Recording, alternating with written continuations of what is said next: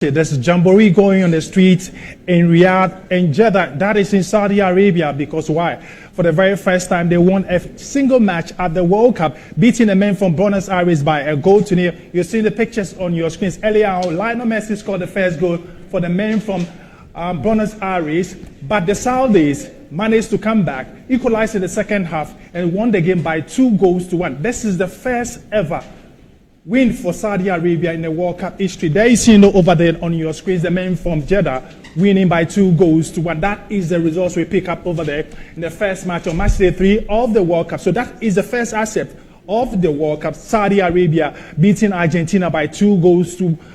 Strangely, the Argentines scored 4 times, 3 were disallowed. They lost the game by 2-1. We're going straight to Doha now because our correspondent Michael Kofi is over there following at Argentines' sorrow start to the World Cup. Michael, come in. Yeah, thank you very much, Phil, Johnny Cote. We're coming to you live from Doha.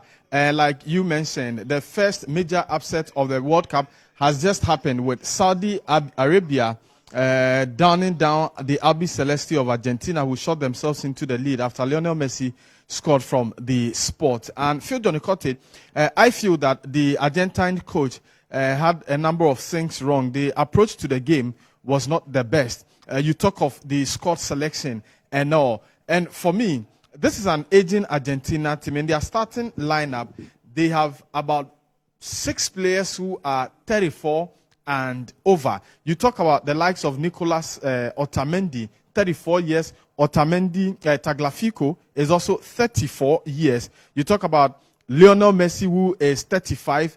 Angel Di Maria, 34. So these players obviously cannot play in a very tough game or very running game. And that was what played to the disadvantage of the Argentines. On any day, I don't see why a player like Nicolas Otamendi or Romero should start ahead of Lisandro Martinez, who seemed to be in a pretty good form for Manchester United. You go to Spain, and Joan Foyth is one of the finest defenders in the Spanish La Liga for FC Villarreal.